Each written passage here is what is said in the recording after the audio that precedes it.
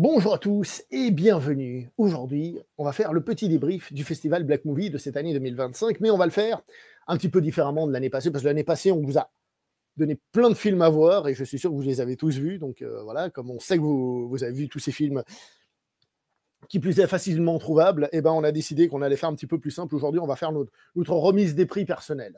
Donc, on fera peut-être d'autres vidéos, peut-être pour les membres, sur les autres films qu'on a vus qui méritent d'être cités. Mais là, tout de suite, on va simplement faire des catégories un peu à l'image du festival, un peu qui sortent de l'ordinaire. Donc, vous attendez pas à avoir meilleurs effets spéciaux, parce qu'en plus, je pense pas que ce soit la priorité du festival et ce genre de choses. Donc, voilà, des petites catégories qui nous permettront de parler du film. Si je dis pas de bêtises, il y a 6 catégories. Mais vous avez vu, encore une fois, je suis accompagné, ça, comme l'année passée. Comment tu vas depuis l'année passée? Parce qu'ils t'ont pas revu depuis l'année passée. Tu vas bien? Écoute, je vais bien. On est décidément habitué du festival Black Movie. Donc, Voilà. bonsoir tout le monde. Festival de cœur en ce qui me concerne. Hein, franchement, un festival où tu es bien. On parlera un petit peu après du festival. On va tout de suite commencer par une première catégorie. Catégorie un petit peu particulière. C'est pas le meilleur film, mais c'est le film qui a été ta plus grosse expérience. Je tiens à préciser que ce sont des catégories avec des dénominations un peu larges, un peu folles, un peu voilà. C'est-à-dire que chacun peut l'interpréter un peu comme il veut. Toi, la plus grosse expérience, qu'est-ce que ça veut dire la plus grosse expérience? Voilà, dis-nous ton film et pourquoi ta plus grosse expérience. Peut-être tu peux juste préciser plus grosse expérience, tu veux dire genre. Voilà, c'est pas forcément le meilleur film, mais c'est celui qui a provoqué quelque chose en toi que tu n'avais pas prévu, quoi. Waouh, je m'attendais pas du tout à ça. Pourtant, je te les ai envoyés. Hein. Je sais, mais bon, c'était Bon, tellement bizarre toutes tes propositions. alors pendant que tu réfléchis, je balance le mien. Commence-toi comme ça, j'ai le temps de.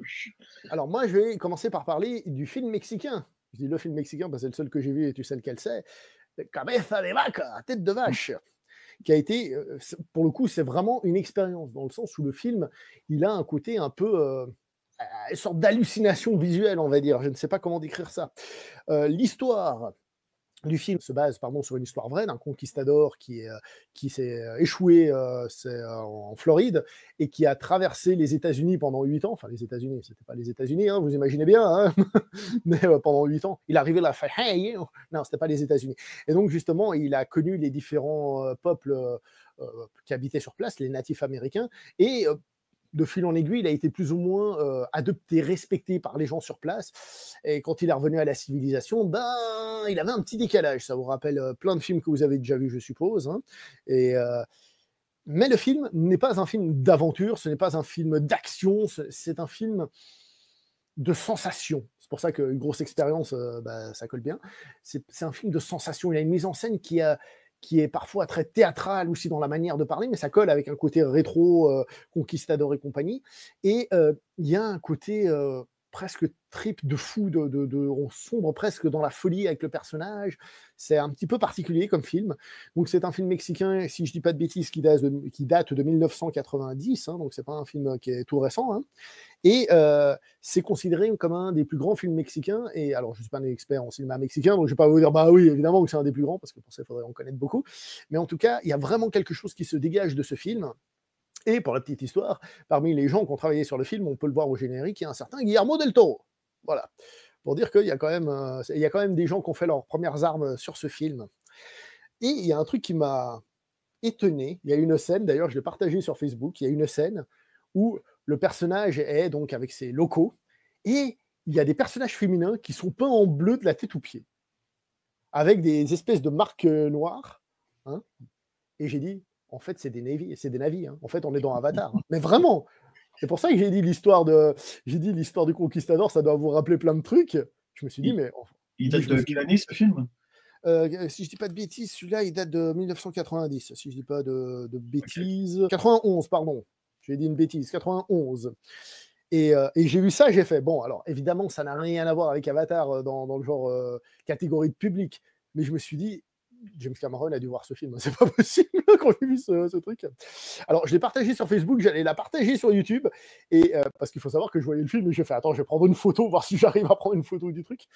Et bon, c'était pas facile de prendre une photo, mais surtout, je me suis rendu compte que la personne avait des parties du corps à l'air libre, et je me suis dit, YouTube va pas apprécier, donc on va pas le mettre. Voilà.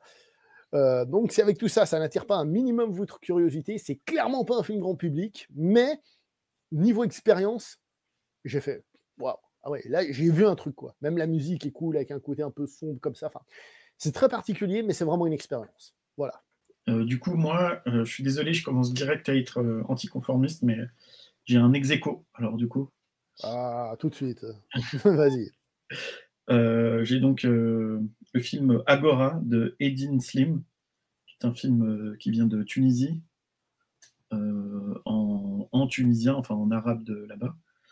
Et un autre film qui s'appelle Yélin de Souleymane Cissé du Mali en 1987.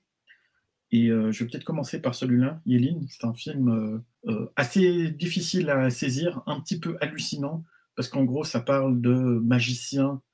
Ils sont dans la brousse, et puis il y a des magiciens qui ont des pouvoirs magiques, et genre la capacité de figer des gens, d'enflammer des choses, de pénétrer dans les rêves. C'est assez trippé. Les images sont absolument magnifiques. Et il y a des moments où on est vraiment à l'intérieur enfin, c'est un voyage complet pour le spectateur, surtout pour le spectateur européen, parce qu'il y a énormément de choses qu'on ne comprend pas d'un point de vue culturel. Et du coup, c'est une découverte, c'est un peu... il faut le prendre un peu comme une découverte d'un reportage, sauf que c'est un récit complètement fantasmé. Et donc, c'est assez trippé, de très belles images. Le film fait partie des 1001 films à voir de la liste de je sais plus qui, j'ai oublié le nom, je suis désolé. Donc, c'est considéré comme un très bon film et vous pouvez vous le procurer relativement facilement parce que c'est un standard. Et l'autre, donc Agora de 2024, lui, on l'a vu ensemble avec le beau-parleur. C'est un film qui est totalement incompréhensible. D'ailleurs, c'était marrant parce qu'il y avait vraiment, il y avait le réalisateur qui était là pour répondre à des questions à la fin du film. Et la plupart des questions que les gens ont posées, c'était grosso modo, ben, aidez-moi à comprendre le film parce que j'ai rien compris. Et je trouvais ça assez marrant que vraiment dans la salle, il y a eu D'ailleurs, il y a des gens qui ont dit oui, mais alors il y avait ces trucs avec des extraterrestres. Puis le gars, il dit mais il n'y a pas d'extraterrestres dans le film. Enfin, tu vois, il y a plein de moments où vraiment, mais c'est une totale incompréhension. J'avoue que quand tu m'as envoyé le truc, le coup des extraterrestres, j'ai fait, mais ils sortent ça d'où? Ah ouais, comme quoi tout le monde a rien compris, a analysé le film comme il pouvait, quoi. Ouais, c'est ça, ouais. Et du coup, exactement comme on peut, quoi. C'est-à-dire que tu te rattaches à ce que tu essaies de comprendre. Il y a certains qui ont essayé comme moi, qui pendant le film ont essayé de surimposer une espèce de symbolique. Ah, il veut dire quelque chose, hein, mais c'est un peu compliqué, ou peut-être ça touche à l'inconscient, comme on pourrait essayer d'analyser un David Lynch. Et puis d'autres qui ont essayé de se dire non, mais il y a un récit au premier degré, j'ai juste manqué des étapes. Et en fait, c'est ni l'un ni l'autre. Le réalisateur, il a construit son film un peu à l'arrache, volontairement, parce que c'est sa façon de faire du cinéma. Il a dit à un moment un truc intéressant, il a dit moi, j'ai pas tout compris dans mon film, et à chaque séance, quand il y a des gens comme vous qui me posent des questions, qui me font des commentaires, ça m'aide à comprendre mon film. Et c'est là que j'ai compris, en fait, finalement, l'intention du réalisateur, c'est-à-dire, il parlait tout le temps de cinéma vivant, et comme quoi le cinéma, le film, il doit tout le temps être réinterprété, c'est pas un truc qui doit être figé dans le temps et tout. Et donc, on est à l'opposé de ce que pourrait être un cinéma froid de Kubrick, avec une symbolique construite et puis des images millimétrées. Et en même temps, ben, c'était très très beau. Il y avait des images marquantes, des idées excellentes. Et je ne sais pas si tu as remarqué ça, il y a un moment, on est plus ou moins au tiers du film et il y a une phrase, il y a beaucoup de phrases écrites dans le film. Et tout d'un coup, il y a une phrase qui débarque comme ça, avec un gros blâme sonore. Et c'est un jumpscare, surtout que le film frise un petit peu avec l'horreur. Du coup, j'ai soumis l'idée que c'était potentiellement le premier jumpscare sur un titre de l'histoire du cinéma. Ce à quoi le réalisateur t'a répondu, c'est quoi un jumpscare? Et non, même parce qu'il ne connaissait pas le terme. J'ai pu lui expliquer ce que c'était qu'un jumpscare. Je pense qu'il savait, mais il n'avait peut-être pas le mot en anglais, quoi. Je plaisante, évidemment, c'était juste pour la blague, c'était juste Ouais, assez rigolo. Et puis très clairement, lui, il a fait ça volontairement. Hein. Son but, c'était de susciter l'effroi en faisant ce titre-là. Donc c'était très clairement un jumpscare. Maintenant, Après, je est-ce que crois, c'est vraiment le premier jumpscare de l'histoire du cinéma qui est posé sur un titre? J'en sais rien. je pense pas. Attends, c'est quoi la phrase? C'est euh, prenez garde parce que tout va empirer ou un truc du genre. Ouais. Et Mais, mais de toute manière, c'est un film qui essaye de casser des conventions, quoi. Vraiment de surprendre. Là où tu crois qu'il y a un truc, il n'y a pas. Et puis là où tu crois qu'il n'y a pas, il y a peut-être. ouais, Très particulier comme film. ouais, ouais, ouais. Et du coup, je pense que ça correspond bien à une séance un peu bizarre parce que ben, tu sais pas sur quel pied te danser en tant que spectateur Et tu et sais en même même temps pas si tu as un pied et s'il y a de la musique. Voilà. exactement, et en même temps après la séance j'ai pas pu m'empêcher de réfléchir au film et tout en me disant bah, ça sert à rien que j'essaye de comprendre et ben moi pour moi c'est quelque chose d'inhabituel et donc de particulièrement intéressant. Alors, on redonne les deux films. Moi, j'ai donc parlé de films, donc le titre est en espagnol, parce que c'est le nom du personnage. Cabeza de vaca, tête de vache. Et toi, tu as parlé du film Agora. Agora et Yelin. Oui, c'est vrai. On a parlé de deux. Parce que monsieur, hein, il ne sait pas sur quel pied danser, je cite. Fin de citation. Alors, euh, on va parler vite fait de notre expérience dans l'organisation du festival, hein, donc de comment on a ressenti l'organisation. Personnellement, encore une fois, encore une année, et je ne veux pas être méchant, mais il n'y a pas un pet de travers, hein. Sérieusement, je ne vois pas quoi critiquer. Ouais, c'est vraiment excellent quoi. Autant le système de réservation en ligne qui fonctionne très bien, euh, la présentation des films qui est souvent donne des clés de compréhension totalement nécessaires Mhm. et la possibilité de rencontrer le réalisateur après pour des questions-réponses, voire plus si affinité. Enfin, quand je dis ça, je dis à la fin que tout le monde quitte la salle, tu peux encore discuter un petit peu avec le réalisateur Ouais, lui ou le poser des réalisateur. questions cheloues qui peuvent, qui peuvent mettre les gens dans la merde. Voilà, exactement. Non, c'est vraiment waouh, c'est génial. Et surtout une programmation autant intéressante que éclectique. Il y en a vraiment pour. Il y en a pas pour tous les goûts. Hein. C'est quand même du cinéma de cinéphile, mais, mais il y a un peu des films grand public aussi, il faut le dire. Ouais, ouais, tout à fait. Alors après, s'il faut critiquer deux, trois choses, parce qu'on va critiquer deux, trois choses, hein. Alors, d'abord, c'est pas une critique, il y a beaucoup de réalisateurs et c'est cool, mais ce qui fait que quand tu fais ton programme, des fois, tu oublies qu'il y a le réalisateur et que tu peux pas assister à la séance d'après que tu avais prévu. Parce que tu te dis, ah non, mais j'ai envie d'écouter ce qu'il dit, le réalisateur. Tu vois. Et ça m'a fait louper des films, hélas, mais ça, c'est moi. Hein. Est-ce que je préfère avoir la possibilité de parler avec le réalisateur que de rentrer chez moi et de voir le film? Je préfère avoir la possibilité d'écouter le réalisateur parler de son film et pouvoir, moi, lui poser des questions, personnellement. Il y a juste une critique concernant une salle de cinéma en particulier. Attention, je prends des pincettes, c'est la salle du Spoutnik. C'est pas que la salle soit mauvaise, elle a été refaite il y a quelques années et tout, hein. C'est pas qu'elle soit mauvaise, c'est juste que, en fait, au Black Movie, on a souvent le film avec les sous-titres directement dessus, encodés dessus, hein, hard sub comme on dit, et en dessous, il y a un petit truc en plus avec les sous-titres français. Et certains cinémas, dont le Spoutnik, si tu es assis dans les fauteuils au centre, si tu as quelqu'un devant toi, les sous-titres du bas, tu ne les vois pas. Tu ne peux pas les voir. Quand on est allé voir l'Empire des Sens, la salle était remplie, les sous-titres du bas, je ne les aurais pas vus. Heureusement, ils étaient justement hard subés, on va dire. C'était hard subé. Donc, là, ça allait. Mais ce qui fait que la salle de cinéma, en règle générale, passe bien. Mais pour ce genre d'événement, je me souviens quand je suis allé voir Black Harvest, le film duquel j'ai fait une vidéo sur la chaîne, et ben, je me suis mis au tout premier rang pour être sûr de pouvoir voir les sous-titres. Il y a ça, bon, après, la salle est pas, elle est bien, hein, c'est juste que voilà. Et alors, ça, c'est pas vraiment, enfin, c'est un défaut un peu facile. Tu as remarqué, il n'y a pas eu la salle Arditi cette année? Oui, je dirais heureusement. Oui, je sais que tu la détestes. Moi, j'ai eu tellement de bonnes expériences l'année passée que même si je l'aime pas, j'ai vu tellement de films trop cool là-bas que j'étais content. Oui. Mais en fait, Cinélux, c'est une belle salle de cinéma, il n'y a pas de souci. Tu vas après dire le truc qui te dérange le plus. Mais alors là aussi, bon, les sous-titres en bas, tu les vois, mais il faut se tenir droit. Hein. C'est bien, ça travaille la posture, parce que moi, je regarde des films autorisants. Qu'est-ce que vous voulez que je vous dise?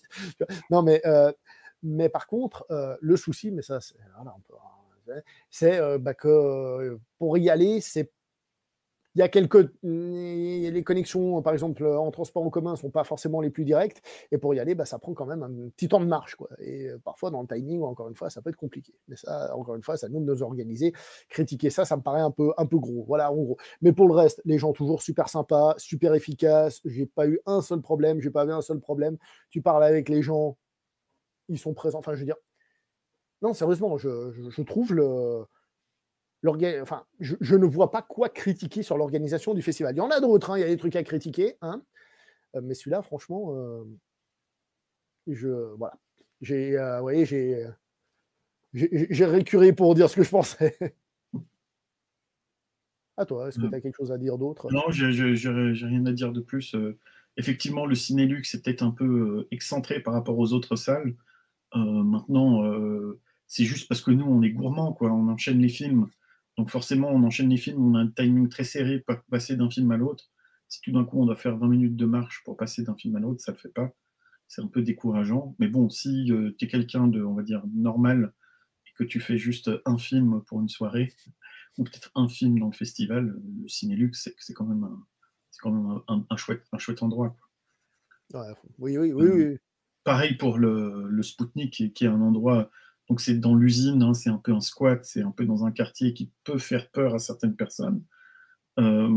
Mais l'endroit est chouette. Il y a une ambiance squat, hein, parce qu'il y a des sièges, on va dire, traditionnels dans la rangée du milieu, et puis le reste, c'est des fauteuils à l'arrache complètement récupérés, quoi, complètement dépareillés. Et ben, c'est cool, il y a une ambiance un peu. Je suis sur le canapé avec des potes en train de boire des binges. Ça, c'est quand même. C'est assez chouette. Et il y a le bar qui est dans la salle aussi, Ouais, qui ça, qui donne cette ambiance un peu détendue. On prend l'apéro, on se mate un film, on rigole bien. Euh, c'est non, pour ça que tu disais que c'était un festival très cinéphile. Là, pour le coup, tu sens que c'est quand même une cinéphilie, mais il y a aussi un côté décontracté qui accompagne cette cinéphilie, tu vois. ouais, totalement. Et d'ailleurs, on le voit bien aussi avec les introductions de notre bien-aimé Bastian, qui arrive toujours à saisir le public et à le faire rigoler. Et, euh, et là, ben, vraiment, mais le public était hilar. Il faisait des petites blagues. On aurait dit un des one-man show, quoi. C'est-à-dire, au bout de deux, trois blagues, même la blague qui n'est pas vraiment drôle, tout le monde se marre.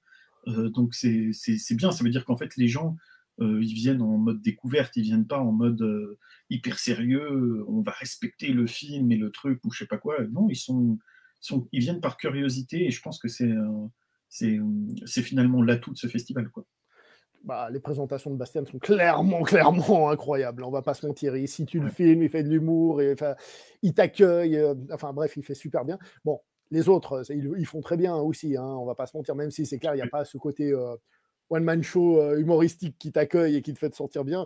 Mm. Le premier film qu'on a vu, Pipi Rider, on est arrivé, on a fait waouh, sa première représentation, tout de suite, il fait de l'humour, il t'explique un peu ce qu'il faut comprendre dans le film, pourquoi il est comme ça, machin, truc bidule, et hop, c'est parti. Tu fais que demande le peuple, quoi. Ouais, exactement. Mais les autres présentations sont pas mauvaises. Hein. Par exemple, celui qui a fait, j'ai pas son nom tout de suite, puis on va éviter de massacrer les noms comme ça. Celui qui a fait, par exemple, la présentation qu'avait Sadevaka ou de la balade de Narayana, il avait une feuille. Normal, moi aussi, j'aurais peut-être une feuille pour me rappeler de tous les noms et de toutes les dates. Mais il est un petit peu plus scolaire dans sa présentation. Mais bon, il arrive, il présente les trucs et le film commence, quoi. En même temps, à la base, c'est ça que tu es venu voir. Mhm. Donc, ouais, franchement, très bien. Toi, tu avais un truc à dire sur la salle qui s'appelle les salons, quand même. Oui, les salons, je dirais, c'est la salle la moins confortable, la moins appropriée pour regarder des films. Franchement, c'est un théâtre, hein, les salons. C'est pas un cinéma. Et l'acoustique aussi. Enfin, on n'est pas du tout dans une ambiance cinéma. Maintenant, bon, ben voilà, je veux dire, chaque année, on va au salon. Bon, voilà. Moi, je préfère aller voir des concerts là-bas qu'aller voir du cinéma. Bah, c'est quoi, il y a 3 4 ans, c'est là-bas que j'ai pu voir Infernal Affairs en 4K, donc c'est très bien. Voilà. Comme quoi, le film est plus important. On Mm. passe à la catégorie suivante. Alors, si tu as trouvé la première section floue, la deuxième, tu vas halluciner. Hein. Ouais, c'est quoi là? Pourtant, je te l'ai envoyé. C'est le Oui, film Oui, oui mais. oui, Si tu mais. veux, tu peux dire ce que tu veux. Oui, j'ai aimé, mais, ou ouais, c'est bien, mais j'ai pas aimé. Tu vois, ça peut être l'un comme l'autre. Et après, il y a le Mm. contraire, donc c'est parfait. Ah, ok. Vas-y, commence. Alors, moi, je vais parler du film Jeunesse, épisode 3, Retour de Wang Bing, film Ah, chinois. t'es allé le voir celui-là, ok. Je suis allé le voir. Euh, Film Courageux, j'ai chinois. envie de dire. Pardon? Courageux, j'ai envie de dire. Tout à fait. Il ne faisait que 2h30 par rapport à la première partie qui faisait, je crois, 3h40 et la deuxième qui faisait aussi dans les 3h quelque chose. Ouais. Il commençait, et le pauvre ne commençait à plus avoir beaucoup de métrage. À la base, il voulait faire un film de 10 heures à peu près. Donc, voilà. C'est pour ça que je dis, est-ce que oui, mais est-ce que j'ai aimé le film? Si je suis honnête avec vous, la réponse est non. C'est pas le film que je me dis, wow, ce soir, je vais me faire une soirée pizza devant le Wong Bing, là, tu vas voir. Ça va être incroyable. Mais, il y a un truc qui se dégage quand même du film. Je m'explique. C'est un film qui est une espèce de en fait, c'est presque un documentaire, quoi. C'est-à-dire, c'est presque la caméra qui filme les gens dans leur quotidien. Mais vraiment dans leur quotidien. C'est-à-dire, tu les vois travailler, tu les vois boire un verre, jouer à des trucs avec des potes, tu les vois prendre le train, tu les vois. Enfin, c'est un film du quotidien, mais premier degré. Sauf que ce quotidien, bah, il a quand même des trucs intéressants. Ce sont des gens qui travaillent dans une usine de textile. Vous savez, les marques qu'on porte parfois, qui exploitent un petit peu les gens en Asie, bah, c'est eux. Ça. Donc, tu les vois en train de bosser dans ces trucs. Tu vois cette ambiance. C'est pas forcément expliqué comme ça à premier degré, en tout cas dans ce film-là, mais c'est ça. Ensuite, tu as, le fait qu'ils prennent le train pour rentrer voir leur famille. Alors ça nous avait aussi été replacé par la présentation, mais déjà, juste le train, tu vois tout de suite qu'ils sont entassés dans le train. Mais entassés, il n'y a pas de place. Et la caméra, comme c'est un côté un peu reportage, elle doit, elle aussi, se placer quelque part au milieu de tout le monde. Et donc, tu comprends qu'ils font un long voyage entassés les uns sur les autres, quoi. En plus, la présentation du film nous a expliqué un truc tout simple, c'est qu'en fait, il y a une loi en Chine qui en fait interdit aux gens de déménager.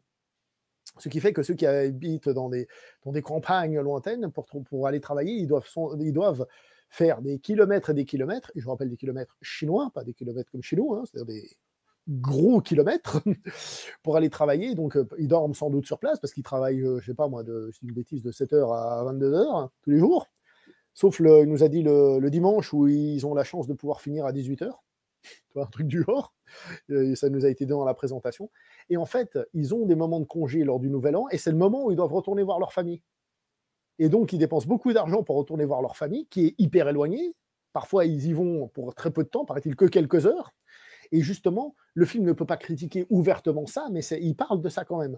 Du fait que ces gens-là, qui ont pas de sous, prennent ce train entassé pour aller voir leur famille, et on te montre que pour aller voir leur famille, il faut aussi prendre par exemple, après, une fois que tu as pris le train, il faut prendre une voiture, tu vas par des routes de montagne, enfin, il n'y a pas de route, quoi, c'est des chemins de montagne qui sont limite dangereux et tout ça, et ils te montrent vraiment, j'ai envie de dire, alors je connais pas, je vais pas aller jusque-là, mais c'est presque la vie d'un Chinois. Alors, je ne vais pas dire tous les Chinois, mais je suis loin de là, hein, d'accord. Mais le film te dit ce que c'est que la vie, en tout cas, de ce genre de Chinois. Ça dit comme ça, c'est un peu bizarre, mais de ces Chinois-là. Et donc, oui, c'est un film où il y a des gens qui parlent tout le temps, blablabla, c'est une discussion, ils sont dans une cafétéria, il y a des bruits partout, pour donner un exemple. Ça parle, tu les vois bosser, ils sont juste en train de coudre, et ça part dans tous les sens, c'est un côté vraiment une caméra qui est là au milieu, qui se balade. Je ne peux pas dire que j'ai pris un plaisir, mais ce que j'ai trouvé assez intéressant, c'est que malgré ce truc-là, qui est un peu, on va dire, le stéréotype du film d'auteur chiant, on va pas se mentir, en tant que tel, le truc qui dure 3 heures, bah, il y a quand même quelque chose qui se dégage, qui est, genre, dire, facilement perceptible. Bon, ça, en plus, on a été introduit, donc ça aide. Facilement perceptible, et donc tu vois que le film, enfin, tu arrives quand même à comprendre ce qu'il veut dire par là. Donc, est-ce que le film, je vois ses qualités et tout? Oui, mais c'est pas pour moi. Voilà. Ok, cool. Et ben moi, mon film Oui mais, c'est Sandel Bolang, que je dis avec beaucoup de plaisir, de Sisworo Gautama Putra. Donc, c'est un film indonésien de 1981. Et alors oui, pourquoi oui? Parce que pour moi, c'était vraiment un des grands trucs que je voulais pas rater pendant ce festival. Juste avant le film, il y avait un documentaire sur une actrice qui s'appelle Susanna, qui est l'actrice principale du film, qui est considérée par ceux qui la connaissent comme une figure principale des acteurs, actrices de films d'horreur, comme on pourrait avoir, je sais pas moi, Bela Lugosi ou d'autres personnes comme ça qui sont des acteurs mythiques du cinéma d'horreur. Et donc il y a un petit documentaire sur qui est Susanna et replacé dans son contexte, suivi du film. Sandel Bolang, ça veut dire la pute trouée. C'est basé sur un mythe indonésien, et c'est là que vient le mais. C'est basé sur un mythe indonésien comme quoi, en fait, il y aurait une prostituée qui se fait violer au Alors, moment si de je peux, l'accouchement, fais attention, on est sur YouTube, fais attention à certains mots, s'il te plaît. ok, elle se fait bip, et au moment de l'accouchement, elle se fait réagresser, et on la jette pour l'enterrer vivante dans sa tombe, et l'enfant naît prématuré de son dos. Et d'ailleurs, après coup, ça m'a fait penser à The Substance, mais bon, rien à voir. Et donc, elle a un trou dans le dos. Elle réapparaît en tant que fantôme avec un trou dans le dos qui est en putréfaction. Il y a des petits vers et tout. Elle vient comme un esprit vengeur. Donc, elle est habillée en blanc. Elle a le visage blanc, les yeux cernés de noir, les cheveux un peu comme, j'ai oublié comment on s'appelle, Sadako, là, dans le cinéma japonais, Dans Ring, ouais. qui recouvre un peu son visage, mais qui recouvre surtout tout son dos. Et puis il y a des moments où elle bouge les cheveux et on se rend compte qu'elle a cet énorme trou. Et puis c'est un fantôme vengeur, donc elle vient, c'est un rape and revenge, on pourrait dire. Mais moi, ça m'avait vendu du rêve parce que j'avais vu la bande-annonce. Et la bande-annonce m'avait fait penser à un peu l'esprit qu'on pourrait avoir dans les films de zombies slash fantômes taoïstes qu'on a à Hong Kong au début des années 80, comme la saga Mr. Vampire, ou bien les Spooky Encounter, ou bien ce genre de trucs. La Ghost Kung Fu Comedy. Exactement. Et ça m'avait fait penser à ça parce que on voit l'utilisation des câbles pour faire avancer les personnes, les faire voler. On voit de l'humour potache complètement nul qui vient entrecouper des scènes qui sont véritablement horrifiques. Une propension totale pour du gore et de la violence et du sexe au milieu de moments hyper cheesy, fleur bleue, parce qu'évidemment il y a une histoire d'amour, mais c'était un peu triste et en même temps rigolo parce que la salle dans laquelle j'étais, qui était presque pleine, les gens se sont beaucoup marrés, mais ils ne se sont pas marrés avec le film. Ils se sont vraiment moqués du film, à quel point c'était niais, à quel point c'était fleur bleue, à quel point c'était kitsch. Mais est-ce Et que c'était mérité, ça? Parce que moi, je me souviens, l'année passée, ils ont passé du King Hu et les gens rigolaient, quoi. moi, ça m'a fait un peu de la peine, je peux te dire. Ouais. C'était des moments un peu. C'était pas des moments qui nécessitaient des rigolos, où tu pouvais rire, tu pouvais sourire, tu vois, en te disant, ah, c'est un peu nul, ah, ce que c'est. Tu vois, tu le prends avec un peu un deuxième degré, comme quand tu regardes un nanar, mais ça méritait pas de s'en moquer, en tout cas. Et puis en même temps, c'était pas suffisamment outrancier pour que le film soit véritablement intéressant. D'ailleurs, il y a le mythe là que je vous ai raconté, il n'est pas totalement montré à l'image, et ça m'a un peu laissé sur ma faim. Donc c'est oui, parce que c'est hyper intéressant. Le cinéma indonésien, on en voit trop peu, du cinéma d'horreur encore moins, et cette actrice, elle est vraiment incroyable, ça, il n'y a pas de doute, ça m'a donné envie de voir d'autres films avec elle. Mais parce que une bonne partie du film, c'est un peu nul, et que toutes les scènes horrifiques, elles sont vite faites, vite emballées, et qu'au final, voilà, le film, ben, malgré tout ce que du bien que j'aurais envie d'en dire, c'est quand même beaucoup plus facile de s'en moquer que de l'apprécier. Donc, le titre du film, tu m'as dit que c'était? Le titre du film, c'était Sandel Bolong. Et juste avant, on a eu un reportage qui s'appelait Susanna, the Queen of Black Magic. Et on a eu la chance, alors du coup, on n'avait pas le réalisateur du film, mais on avait Fala Pratika, qui est une spécialiste du cinéma indonésien, une actrice, et qui était aussi interviewée pendant le reportage en tant qu'experte. Et là, donc, elle est venue nous faire une petite présentation du reportage. Et après, entre le reportage et la projection du film, elle est venue nous faire une vraie présentation avec un PowerPoint où elle avait, je sais pas, une trentaine de slides avec des textes, des images, des extraits. C'était une espèce de remise en contexte un peu sérieuse, un peu académique.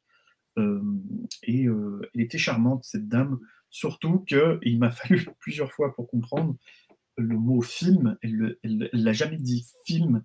Elle disait tout le temps film. Et il m'a fallu 3-4 fois pour comprendre que c'était le mot film. Mais je suis sorti du film et j'étais là, oh, what a nice film. Donc voilà. Tu lui as dit ça, tu lui as dit, what a Non, nice film comme ça. non, je ne l'ai pas dit. Petite anecdote, voilà. Ouais. Mais ça, c'est intéressant quand même, hein, parce que, une question un peu qui n'a pas grand-chose à voir, est-ce que tu as l'impression que ce festival, alors le terme est peut-être un peu fort, mais d'une certaine manière, il t'éduque en matière de cinéma, parce que pour moi, il me force à voir des choses que je n'ai pas l'habitude, et puis il t'explique des choses. Alors, je ne vais pas dire que je en sors transformé, tu vois, vraiment pas, mais que justement, que ça vaut la peine de venir, j'ai envie de dire, voir les films dans ces conditions-là, que si tu avais vu le film un soir à la télé ou même ailleurs, je laisserai les gens découvrir, ou tu arrives comme ça, tu regardes le film, tu fais c'est quoi ce truc, quoi? Est-ce que tu Non, as mais vraiment l'impression. je Oui. pense que si j'avais juste vu la bande-annonce, j'aurais pas cherché à voir le film, en fait. Le fait qu'il soit dans le festival et en voyant cette bande-annonce avec les quelques extraits, je me suis dit, oulala, là, ça flirte avec le cinéma que j'aime. Du coup, je vais aller voir. Et surtout qu'il y avait le reportage avant. Donc, je savais très bien que le reportage allait être une mise en condition peut-être un peu nécessaire. Ok. Donc moi, j'avais dit jeunesse de Wang Bing, on était dans le 8 mai. Et on va partir où non, mais. C'est donc non, mais encore une fois, c'est le contraire de l'autre. Donc à vous de choisir, hein, est-ce que vous le voyez? Je dis ça parce que évidemment, j'attends vos réactions dans les commentaires aussi sur ce genre de choses. Pas forcément les films de. Si vous avez été au festival, évidemment, mais aussi peut-être dans les derniers films que vous avez vus, des choses un peu sur ce genre de tonalité, ça m'intéresse. Alors celui-là, j'ai galéré parce que au bout d'un moment, il y a des trucs que tu pourrais mettre à plusieurs endroits. Ben, moi, j'ai décidé de mettre, devine quoi, Agora Ok. de la Edine. Et je pense que tu sais pourquoi. Non, parce que j'ai pas forcément accroché au film. J'étais largué. Au bout d'un moment, voilà, j'étais plus dedans. Mais la mise en scène est super. J'ai trouvé la mise en scène assez sublime. Il y a un vrai travail d'ambiance. Mais quand je dis la mise en scène et travail d'ambiance, il y a aussi. Alors, je ne vais pas faire genre, je connais la Tunisie, c'est pas le cas. Mais il y a aussi ce côté, que tu sens que, bah, voilà, comment dire, ça n'a pas été filmé à Paris, tu vois. Tu sais, c'est des corps, ces murs derrière et tout ça. Moi, je trouve il y a vraiment, il y a quelque chose de pas de chez nous. Et la mise en scène est bien. L'acteur, enfin, les acteurs, ils ont un certain charisme à l'écran et tout. Donc, non, parce que au final, bah, voilà, si même le réalisateur il vient, il dit bah, allez, je vous écoute. D'ailleurs, ça devait être une rencontre très particulière parce que tu dis le réalisateur il vient, mais en même temps il veut pas t'expliquer ce qui est normal. Et peut-être même qu'il te dit qu'il n'y a rien à comprendre, tu es là, bon bah ok. que demander à quelqu'un qui te dit ça, bon, ça va, tout va bien. Mais en même temps, son film je l'ai trouvé hyper esthétisant. Mhm. Très beau et très esthétique, avec des couleurs, avec des trucs qui sont très marqués, le bleu, le vert et tout ça, avec Et le film, malgré tout, il te pousse à réfléchir, parce que tu te poses quand même des questions. C'est pas le film, t'es largué, puis je comprends rien, toi. Il y a quand même des moments où tu dis, attends, là, ici, j'ai peut-être une piste. Attends, je réfléchis, je suis pas sûr. Attends, ça, ici, peut-être un peu, je sais pas trop, tu vois. Et donc, j'ai trouvé que le film arrivait à dégager un intérêt euh, malgré mon rejet complet du film et que je pense qu'il est difficile à conseiller. Comme vous voyez, en fait, les deux catégories, le oui mais et le non mais, c'est un peu la même chose. Sauf que l'autre, c'est vraiment, pour moi, c'est pas bon. Mais là, ici, je vois qu'il y a. Enfin, plutôt, le précédent, Wong Bing, c'est oui, oui, je vois les trucs, mais c'est pas pour moi. Et là, c'est non, je ne pourrais pas à qui je pourrais conseiller ce film. Mais il y a quand même des qualités dedans. J'ai clairement pas envie de dire ah, c'est nul. Tu vois. Ouais, c'est clair. Surtout Et peut-être 2 mots sur le synopsis, hein. C'est quand même, vas-y. début du film, tu as un chien bleu et un corbeau qui rêvent ensemble et qui discutent de personnes qui vont débarquer. Et les personnes qui débarquent, c'est un gars qui n'arrête pas de saigner, on ne sait pas pourquoi, mais il saigne en permanence. Une meuf qui sort de l'océan et qui n'arrête pas d'avoir de l'eau qui coule d'elle, même quand elle n'est plus dans l'océan. Et un troisième gars qui sort d'un égout et qui a de la poussière. Il est en permanence recouvert de poussière. Et ces trois-là sont considérés comme des revenants. Le film tente vaguement de tourner autour de cette histoire-là. Et puis la disparition d'un personnage que tu sais pas qui c'est. Oui, après, il y a plein de trucs qui se Oui, rajoutent. il y a des trucs que tu fais, mais Complètement bordélique. Il n'y a pas un vrai fil d'Ariane dans le film, oui, oui, mais oui, c'est compliqué. Hein. Après, il y a ouais, les fameux extraterrestres qui sont pas les extraterrestres, mais ouais. qui sont là, genre ils manipulent des trucs dans l'ombre. Mais alors quoi? Puis il y a la casse des gens au crâne rasé, Oui, c'est d'eux que ou je parlais. chauve. Tu sais, parce qu'il Ouais, y a une dame aussi qui vient et ouais, ouais. qui a le crâne rasé. Oui, j'ai fait bon, ok, bon. Et puis, évidemment, comme vous le voyez, c'est un film qui vient d'une culture que nous n'avons pas, donc ça vient Il y a forcément des choses de cette culture qu'on n'a pas compris. Et la question a été posée au réalisateur qui a dit oh, je ne sais pas que ce soit forcément lié à la culture tunisienne. T'es là, bon, bah, merde. Franchement, et ce qui était dur, c'est que là, on n'a pas eu de présentation, parce que si on veut, la présentation, elle est faite par le réalisateur qui, grosso modo, vous dit merci d'être là. J'espère que vous avez pas apprécié le film, quoi. Donc voilà. Je tiens à préciser que la présentation la plus intéressante et la plus longue qu'on ait eue au festival d'un réalisateur, c'est le réalisateur chinois, donc Duji, qui a réalisé le film japonais The Eight of the Coconut Tree, qui, quand on a fait, alors, il va présenter le film, on lui tend le micro, il fait bonne projection, et c'est tout.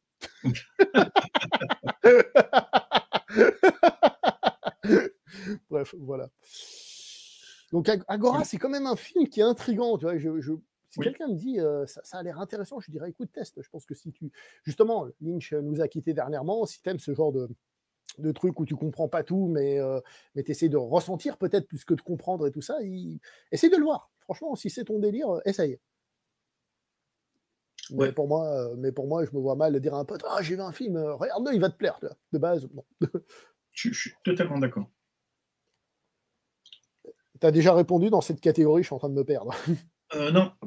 Alors, le nom, mais pour moi, c'est Afamefuna de Kayode Kasum, Kayode Kasum, qui est un film du Nigeria. Donc, il y avait une mise à l'honneur pendant le festival du cinéma de Nollywood, donc le Hollywood du Nigeria, qui est apparemment le deuxième ou le troisième plus gros producteur de films au monde en termes de quantité, et très clairement pas en termes de qualité. Mais là, on a eu droit à 3 films, en tout cas d'une grande qualité cinématographique. Et donc là, le Afame Fumina, c'est un film de 2023, et il se passe pas grand-chose. Hein. C'est un espèce de rise and fall, mais sans le fall. Et on l'a vu ensemble, on l'a trouvé très très plat. Genre vraiment, c'était pas mal fait, c'était pas nul, les bons acteurs, bon cadrage, l'histoire est pas complètement nulle, mais ça tirait en longueur, surtout pour le nombre d'événements et de retournements de situation qu'il y a. 1h30, ou peut-être 2 heures, je sais pas combien il dure ce film. En d'autres mots, quand il dit le nombre de retournements de situation, c'est qu'il n'y en a pas. Hein. Ouais, voilà, exactement. Il n'y en a pas vraiment, quoi. Et puis en même temps, à la fin, il y a des trucs qui se passent, puis c'est bâclé. Ouais, la dernière partie, c'est là où il y a un peu de tension, mais ça débarque un peu en mode bon, allez, maintenant on met de la tension. Voilà, exactement. Et puis le personnage principal, nous, on est tellement habitués à ce que le personnage principal, il ait un arc narratif où il doit évoluer, faire quelque chose. Et il y a un moment où rien ne va, puis après ça va mieux, ou bien des moments où il devient con, puis après il doit se racheter. Enfin, un truc du genre. Et puis là, il n'y avait rien. C'était vraiment juste la montée en puissance d'un personnage un espèce de garistou, quoi. C'est-à-dire finalement où il a aucun défaut, quoi. Il fait que de faire le bien et d'être un bon gars. Et mais alors pourquoi? Donc ça, pour moi, c'était plutôt non. Et fin de la séance, le réalisateur vient et commence à parler, il fait une petite mise en contexte. Il y a eu des questions intéressantes qui ont permis de tirer les verres du nez du réalisateur et de nous apprendre 2-3 trucs, notamment sur la population qui était mise en Igbo. Voilà, dans le film. Comme quoi, en fait, ils auraient... je ne veux pas trop résumer ça parce que je pense que le film, il vaut mieux pas le conseiller, donc on ne va pas trop s'attarder dessus. Mais en gros, je pense autant toi que moi, quand on est sorti du film, grâce à la présentation du réalisateur, il est un peu remonté d'un cran dans notre estime. On s'est dit, ah oui, mais en fait, finalement, il y a, pendant le visionnage du film, si on a trouvé des trucs un peu plats, c'est parce qu'il y a des trucs qui, pour nous, n'étaient pas... C'était une narration évidente par l'image, mais en fait, c'était pas évident pour nous culturellement. Du coup, c'est comme si une partie de la narration n'avait pas été exploitée à nos yeux, alors qu'en fait, elle était présente. Le film cherchait quand même à exprimer des trucs à travers les images, et nous, on l'a tout simplement pas compris. Et en comprenant après coup, eh ben, on se dit, ah, mais en fait, le film, il n'est pas nul. C'est juste que, il est plutôt non, mais il y a quand même un intérêt à le regarder, il y a quand même quelque chose qui est intéressant pour découvrir une partie de ce pays, une partie des traditions, une partie de sa population. Ouais. Moi, personnellement, j'avais plutôt apprécié le film, mais la première chose que tu sais, hein, quand on s'est regardé, la première chose que je t'ai fait, c'est que je t'ai fait. Pour dire, là, il se passe rien. Ouais. Parce que c'est ça. Je trouve que d'un point de vue cinéma, il est bien. C'est-à-dire les acteurs ont du charisme, la mise en scène est plutôt, elle fait ce qu'elle peut, elle raconte plusieurs choses. Il y a aussi le côté culturel qui est intéressant pour moi, puisque je ne connais pas, donc j'ai ce côté, je découvre, quoi. J'essaye de voir ce qu'il y a à découvrir et tout ça. Moi, je trouve ça toujours passionnant, tu vois, de découvrir des choses. Par contre, c'est vrai qu'à l'arrivée, tu dis, en fait, le film, il va du point A au point A. En fait, il est déjà du début à la fin sur le même truc. Alors, le réalisateur a dit que c'était justement, il voulait faire un film positif pour motiver les gens, etc., etc. C'est vrai qu'on s'est posé la question parce que c'est une espèce de positivité basée sur le succès de l'argent absolument, ce qui pour nous peut paraître un peu bizarre. Il parle d'une communauté Igbo qui donc a une manière de faire qui est particulière, et je ne veux pas en parler parce que c'est ça le film en fait, c'est voir comment ça fonctionne.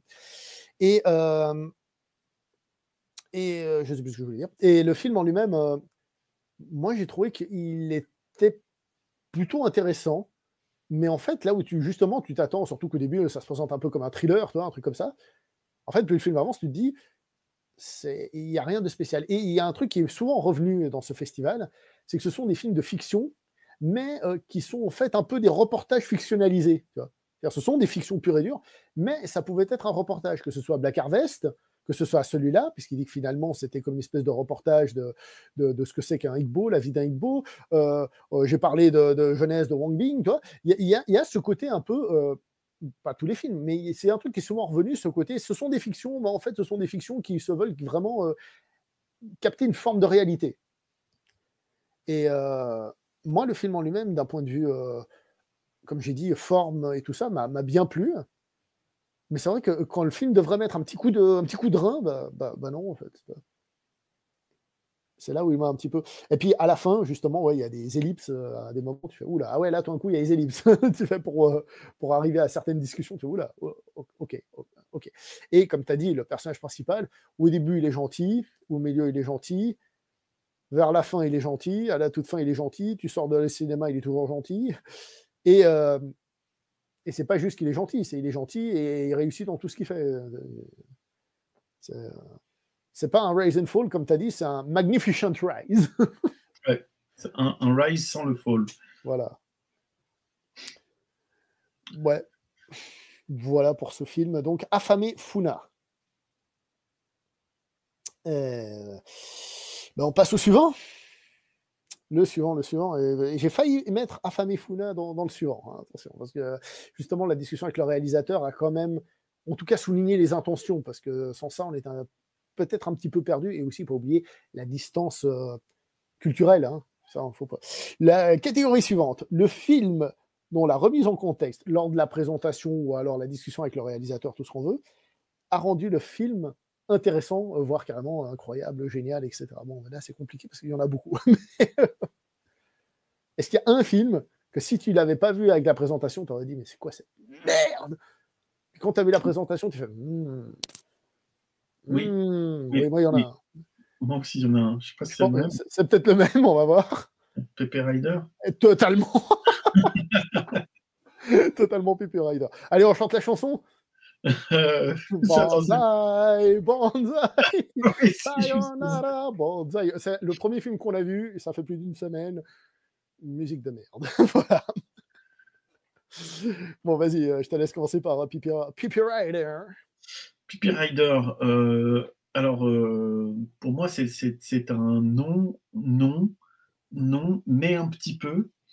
Et le mais un petit peu, il est très clairement dû à la présentation et à la mise en contexte qu'on a eue de notre cher ami Bastian. Je pense que sans ça, je me suis un peu endormi pendant le film. Je pense que sans ça, j'aurais pas fait un effort pour relever les paupières. Il y a des très bonnes choses dans le film.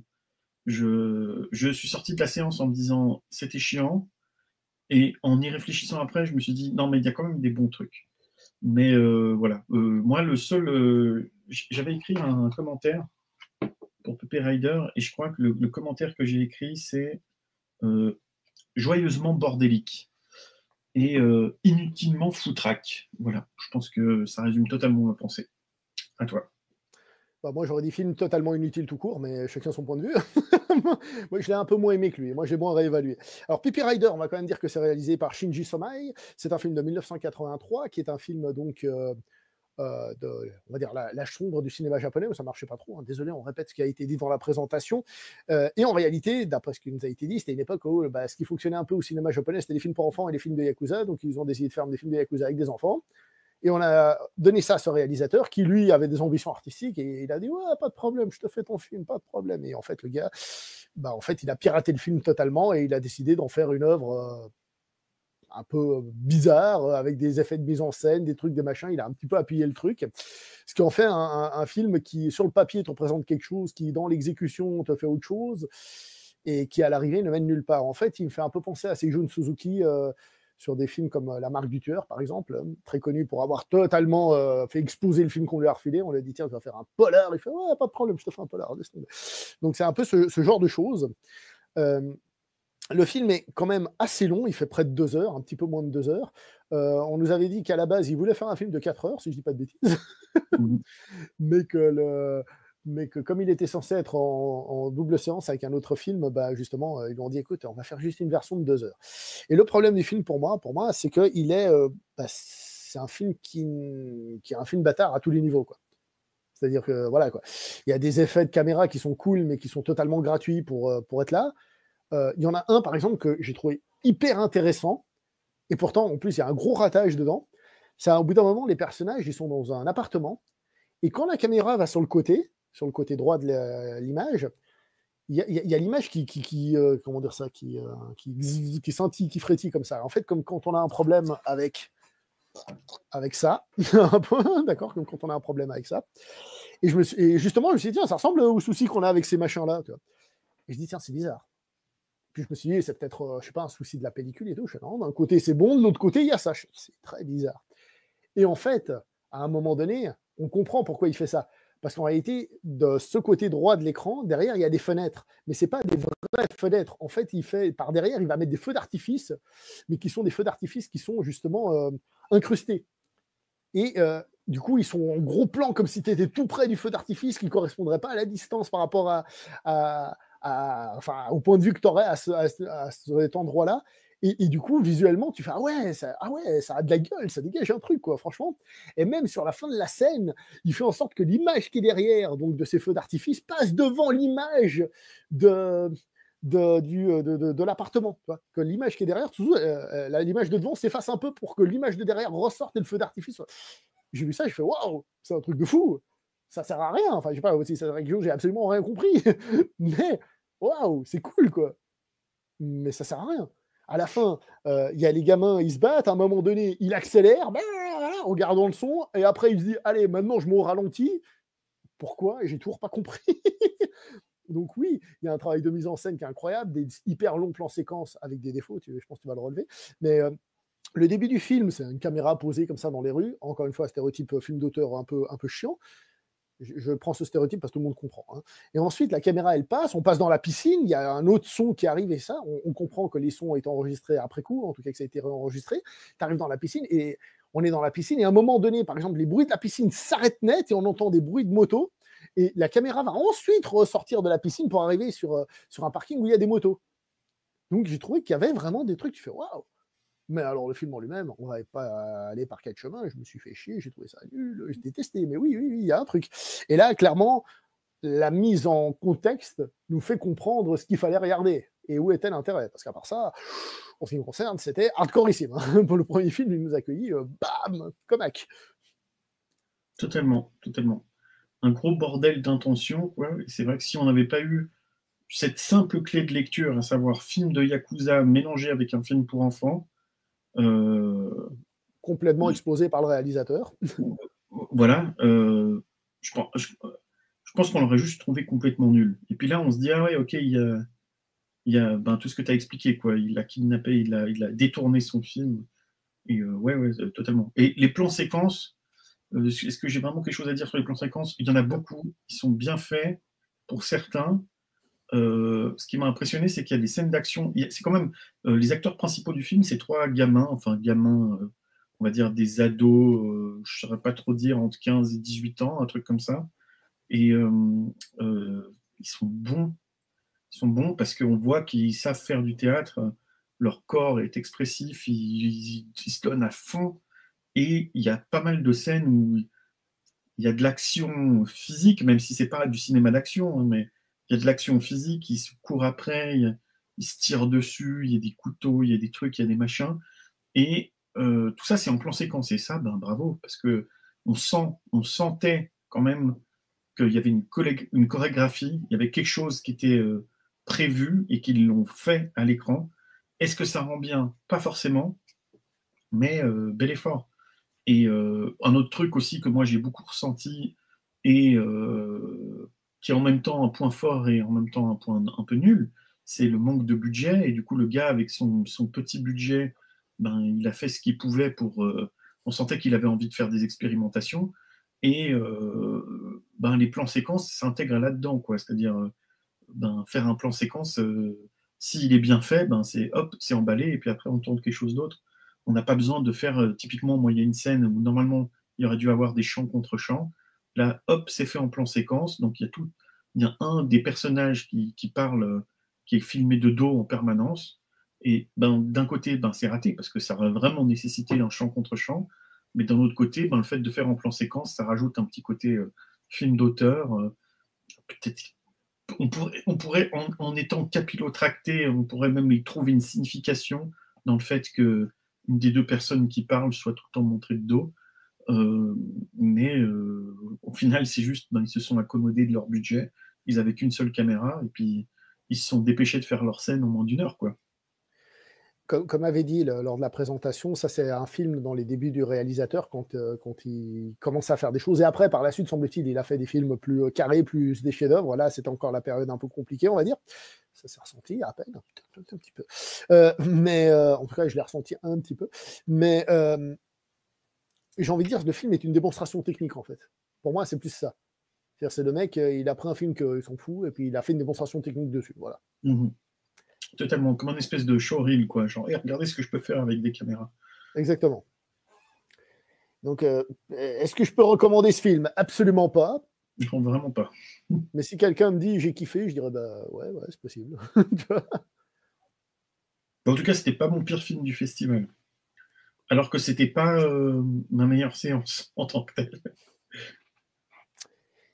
Alors, bah, on est tous les deux d'accord sur Pipi Rider là. Hein, par contre, mais Ouais. comme on a dit, hein, les présentations c'est vraiment un plus du festival. Hein, je trouve très honnêtement.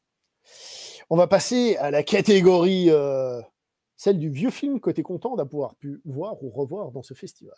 Que tu dis ah j'ai pu le voir au cinéma, c'était cool. Je sais de quoi tu vas parler. Je te dis déjà tu vas te censurer, hein. Je suis sûr Ok, que c'est tu veux commencer? Ah, je suis sûr que c'est ce film-là dont tu voulais parler. Oui, bien sûr.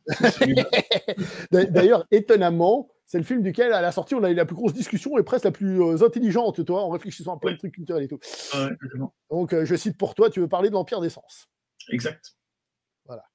Alors, est-ce que je vais vraiment en parler? Parce que du coup, ben non, vu qu'on va essayer d'éviter la censure et que c'est un film qui a quand même un peu sur la des chose. scènes. Sur les cucugnetas, voilà. Voilà, exactement. On voit les choses, on voit les trucs.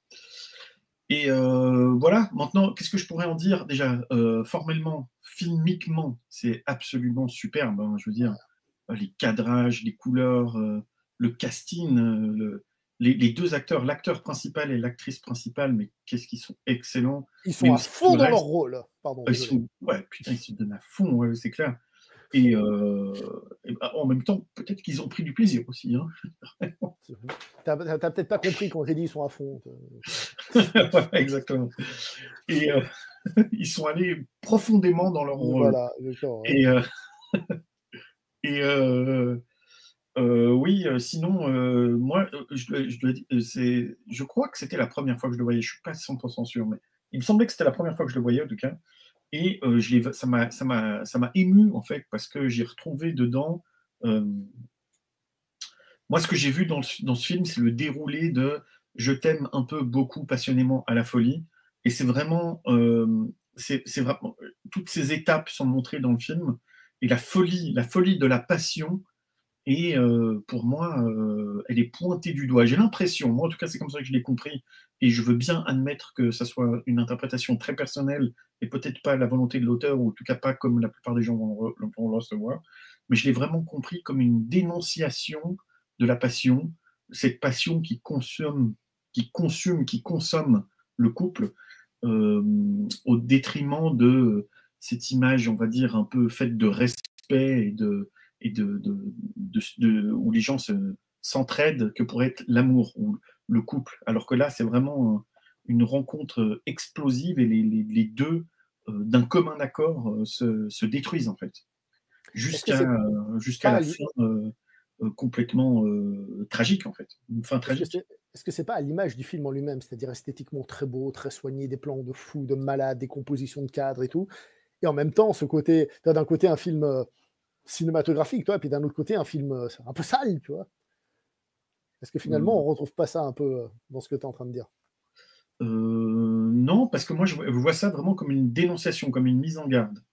Alors Mhm. que, et d'ailleurs, on a eu la présentation de Bastian, toujours très intelligente et intéressante comme d'habitude, qui disait que c'était un film qui avait été donc produit par de l'argent français suite au succès de Emmanuel, le film Emmanuel, et que là le but c'était d'aller un cran plus loin, d'être encore plus outrancier, encore plus film dont les gens vont aimer le détester et donc en parler et donc faire un gros succès.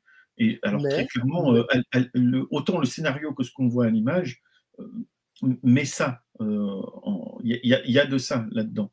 Mais moi je pense que, un peu comme on disait pour Pippi Rider, le réalisateur il s'est un peu accaparé on lui a dit tu vas faire ça, et lui il a fait ça, mais il a décidé de le transformer en quelque chose d'intéressant. C'est-à-dire, c'est pas juste on va filmer des images grossières pour être grossier, mais c'est pour montrer il y a quelque chose à dire, et ce qu'il a voulu dire, en tout cas selon moi, c'est une mise en garde. Genre, attention, la passion qui dévore, elle va vous rendre fou, et cette folie, elle ne peut mener qu'à la tragédie.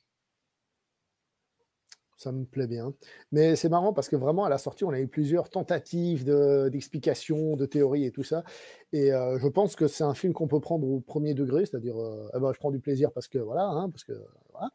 Ou alors je peux au contraire réfléchir. Mais il y a clairement une mise en scène qui est assez incroyable. Moi j'ai fait une comparaison qui vaut ce qu'elle vaut. Et je me suis dit, c'est un peu, tu vois, c'est un peu comme un Shambara par rapport au film d'action. Le Shambara, en théorie, c'est un film d'action. Sauf que, tu vois, c'est un peu long, c'est très esthétique et tout ça. Et dans les deux cas, t'as des Japonais qui sortent le katana Enfin bref, on va arrêter là. Du fourreau. On va arrêter là sur la relation. Euh, c'est un film qui... C'est un film qui est au cinéma pour adultes. En fait, c'est un film d'auteur pour adultes, tout simplement. On peut le prendre comme l'un ou comme l'autre. Voilà, chacun doit choisir ce qu'il veut, ce qu'il préfère. Et le voir en salle, c'était aussi une sacrée expérience, j'ai trouvé, Oui. parce que du coup, c'était vraiment, d'ailleurs la présentation était faite dans ce sens-là, hein, c'était vraiment une expérience collective Mhm. sur les sensations, parce qu'il y a des trucs quand même qui sont gros, et tout le monde fait oh, des fois tu fais juste oh, c'est dégueulasse, oh, c'est nul, tu vois, mais il y avait vraiment ce côté communication, j'avais envie de dire non verbal, même si parfois verbal, mais pas à coup de salut, je pense que cette scène, tu vois, qui a rendu en plus l'expérience encore plus, pas forcément plus intéressante, mais enfin l'expérience, oui, en elle-même, mais pas forcément le film en lui-même, mais en plus, je sais pas, il y avait une notion d'échange dans la salle. D'ailleurs, il y a des gens qui étaient là vraiment en mode presque grand 8, en mode wouh, tu vois.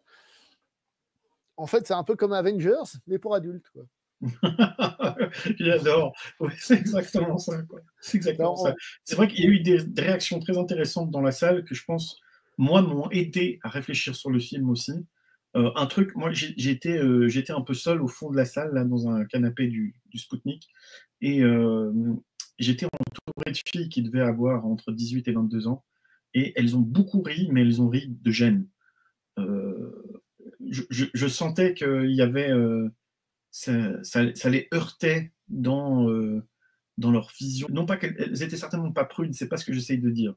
Ce que j'essaye de dire, c'est que on voyait que c'était tellement incohérent par rapport à ce qu'elles imaginaient, elles, leur image de l'héros, que mais ça, c'est le côté choquant dont on parlait juste avant. Ok. C'est-à-dire le film est volontairement outrancier. Et, et du coup, la salle a beaucoup réagi à ça, à ce côté-là. C'est-à-dire où tout d'un coup, ça y est, on rajoute une couche. Faut quand même dire, la meuf, elle fait que de sucer quoi, pendant tout le film. Quoi. Donc, je veux dire, il y a des moments où tu es là. Attention, spoiler. Il y a des moments où tu te dis non, mais quoi, pas encore. Enfin, je veux dire, c'est. Ah oui, mais tu sais, le moment où, je sais plus, il y a une dame qui arrive, je sais pas quoi, puis on dirait, tu sais, qu'elle pleure un peu comme ça en se couchant vers le mec, sauf qu'en fait, elle pleure pas, elle va directement sur le. Ah bon, à ce moment-là, je fais quoi? Genre, allez, bam, tout de suite, c'est sans transition, pas de pub. Allez, c'est clair, c'est clair. Non, puis une grande partie des dialogues sont pendant l'acte, et les autres personnages qui participent au film assistent à l'acte, voire même ils participent de temps en temps. Quoi. Donc, en fait, non seulement nous, on est spectateurs de l'acte, mais les autres protagonistes du film sont aussi des spectateurs de l'acte. Et ça rajoute un côté tout à fait outrancier, un côté irréaliste, et du coup, c'est quand même vachement cool. Je pense que film d'odeur pour adultes, il est juste, je dirais même film prône, film de prône pour adultes, film prône d'auteur, voilà. Parce que vraiment, on peut prendre de la hauteur sur ces scènes-là et y apporter une réflexion, alors que normalement, tu es censé te prendre le truc dans la gueule et juste avoir des sensations d'érotisme ou autre. Grande Voilà. subtilité, monsieur, grande subtilité. Normalement, ce genre de film, les images, c'est boucaquer dans ta face, alors que là, en fait, il y a un filtre intellectuel qui te permet de voir les choses avec de la hauteur. Pour justifier ton achat envers ta femme ou ta copine, tu dis non, mais en fait, tu vois.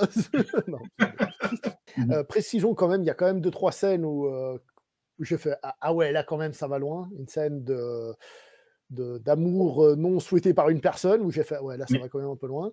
Ou alors la scène avec le gamin, la scène du gamin, elle est courte et tout, mais là j'ai fait ah ouais, ouf. Mais bon, d'un point de vue cinématographique, c'était le but, tu vois.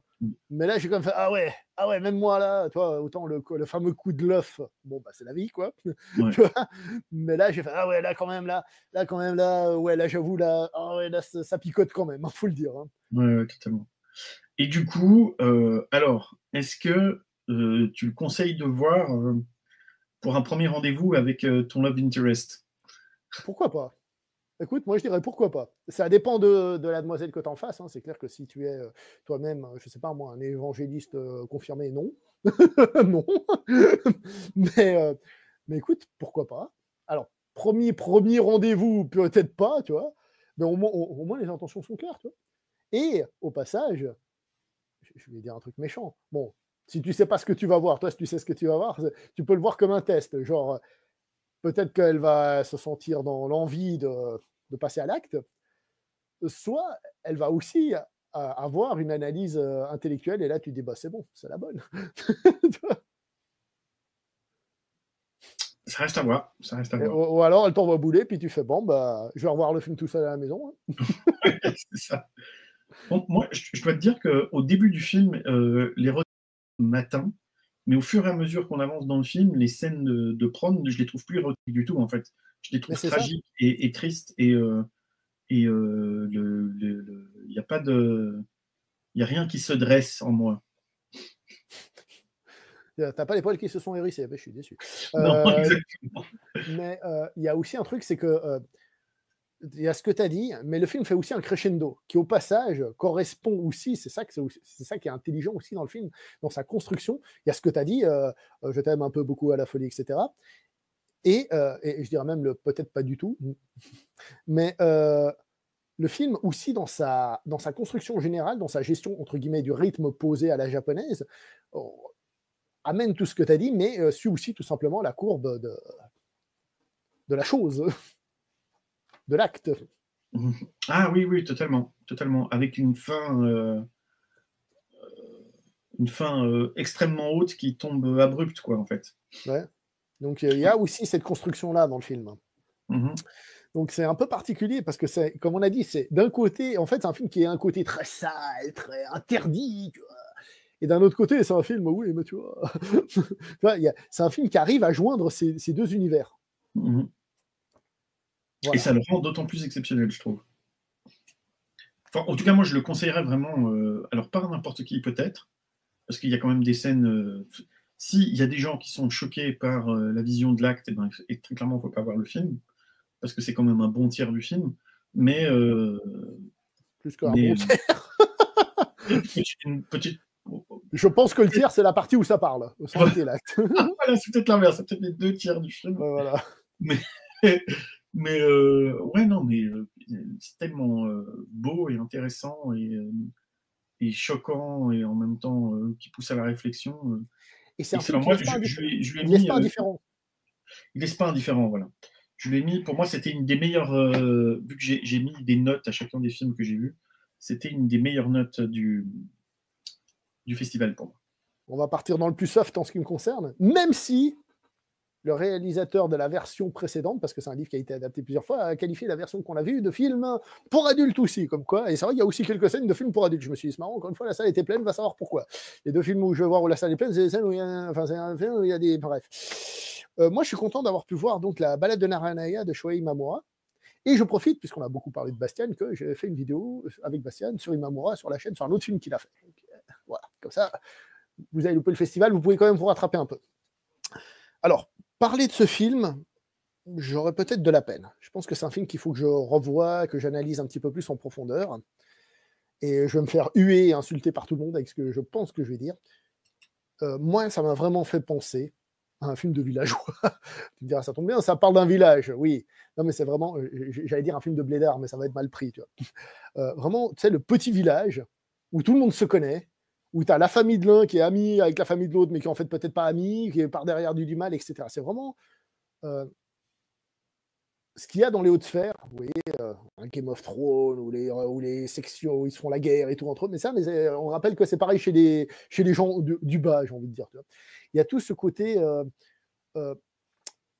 gestion de la famille, critique, tout ça, il y a toute une thématique de survie, de perte de morale dans le film pour survivre, tu vois, d'une certaine manière, tu vois, vraiment, ouais, c'est pour ça que je dis Game of Thrones, mais tu sais, au niveau village, tu vois. Pour ça que je dis, je vais me faire insulter par tout le monde, tu vois. Mais il y a aussi, évidemment, parmi toutes les manipulations possibles et tout ça, évidemment, l'entrejambe. Au bout d'un moment, il y a une dame qui se fracasse les dents, mais vraiment pour se casser les dents, une femme âgée pour justement dire regardez, j'ai plus de dents, machin, truc bidule. Enfin, il y a vraiment des moments où voilà. Et c'est la sensation vraiment que j'ai eu aussi. Lui, il se met en relation avec l'autre, mais du coup, on a une bouche de plus à nourrir. Enfin, il y a tout ça dans le film. Et ensuite, il y a la dernière partie où on part plus vers cette fausse tradition japonaise, d'après ce qui nous a bien été dit dans la présentation, qui consiste en fait, et après tu vas kiffer la fin, qui consiste à une personne d'un certain âge, en gros, d'accepter de mourir, quoi, de quitter la société, de ne plus être quelqu'un de qui il faut s'occuper. Donc dans le film, ils doivent la porter sur les épaules juste pour l'emmener en haut de la montagne, pour là-bas la laisser, puis elle est toute contente, voilà, c'est ici que j'arrête ma vie. C'est une fausse tradition. On nous a dit que c'est un truc qui aurait été peut-être inspiré d'un truc en Inde et tout ça, mais que ça n'a jamais réellement été fait au Japon. Hein. En même temps, voilà. Où on a tout un moment silencieux, ou alors juste tu vois, de la difficulté de faire tout ça. Et le film, d'ailleurs, dans sa mise en scène globale, il a parce qu'il a gagné la Palme d'Or à Cannes, hein, quand même, il a une mise en scène qui est magnifique. À des moments, il y a des espèces de flashs de sublime dans la mise en scène, et c'est fait exprès, hein, genre des ralentis ou des trucs comme ça, tu vois. Des flashs de sublime dans la mise en scène, comme des flashs de violence, justement, dans la mise en scène, tu vois, qui viennent, tu fais waouh. Et tu te dis, ouais, le film est assez long, mais ah ouais, j'ai quand même vu quelque chose. Faut que je le revoie. Je sais qu'il y en a, ils vont me dire, t'as un capté au film, je n'en doute pas. J'accepte volontiers. Mais il y a vraiment. Ah ouais, c'est un film où il y a vraiment quelque chose qui se dégage, quoi. Tu vois dans cette dernière partie. Et pour la petite histoire, c'est là que tu vas kiffer. Ce film a inspiré un épisode de Star Trek La Nouvelle Génération. Sérieux? Il nous a dit ça lors de la présentation. Alors, tu te souviens, il y a un épisode de La Nouvelle Génération, il rencontre une race extraterrestre. Au bout d'un moment, les extraterrestres qui arrivent à un certain âge, ils doivent accepter de mourir. Tu sais, quand ils arrivent à 60 ans, je crois, ils meurent. Voilà, c'est comme ça, c'est la vie. Je me souviens Et, pas. si je dis pas de bêtises, c'est la mère de Diana Troy qui se met en couple avec un de ces personnages-là, et puis après, au bout d'un moment, ils lui disent non, mais c'est pas normal. Et lui, il fait ouais, peut-être c'est pas normal, puis à la fin, il accepte sa tradition, un truc du genre. Bah, cet épisode-là s'inspire de ce film. Ok. Alors, de manière très différente et de manière très américaine, hein. Mais du coup, quand on m'a dit ça lors de la présentation, je fais hein. C'est quelle année le film? Le film La balade Les de années 70? Merveille, je crois que c'est 80, si je dis pas de bêtises, dans les années 80. 83. Ok. TNG, c'est fin 80, début 90, on va dire. Ouais. Donc voilà. Donc, En Italie, 1987. ouais, voilà. Je pense que tu vas avoir envie de regarder le film, du coup, hein, qu'avec ça. La petite accroche pour geek pour regarder des films à télé. Voilà. Totalement. Avant, c'était l'approche corporelle, maintenant, c'est l'approche geek. Ouais, je peux te dire, j'avais envie d'aller le voir là au festival, mais ça ne matchait pas avec mes horaires, mes trucs d'à côté. Mais oui, il est sur ma liste des films à voir tantôt. D'ailleurs, je l'ai sans doute vu grâce parce que tu as annulé, parce que je tiens à préciser, on s'est posé la question, on a dit, et donc le festival, il a l'air de bien marcher. Dernier jour, on nous a confirmé qu'il y a eu en effet 15% de public en plus. Mhm. Et moi, quand je suis allé pour ce film, et j'étais à l'avance, hein, on m'a dit ah, c'est complet. Oh zut, merde. Il est passé combien de fois? Il est passé 2 fois, mais voilà, moi c'était la deuxième, et il m'a dit ah, c'est complet, parce qu'il est passé au salon, mais j'ai voulu éviter les salons. On m'a dit c'est complet. Oh zut. Alors on m'a inscrit en liste d'attente si quelqu'un annulait. Donc j'ai dû retourner 1 heure avant pour m'inscrire sur la liste d'attente et revenir une demi-heure avant le film pour voir si j'avais mon billet. Et j'ai réussi à l'avoir. Donc voilà, je suis content. Pour dire aussi que le festival a de plus en plus de succès. Parlons vite fait encore du festival avec une dernière chose. Cette année, il n'y avait pas, je crois pas, en tout cas, la version SVOD de voir des films online. Non. Petite perte justement pour quand tu as des horaires à des moments où tu dis, ou alors des fois tu dis, aujourd'hui j'ai pas envie de sortir, je suis bien à la maison, je m'en regarde un.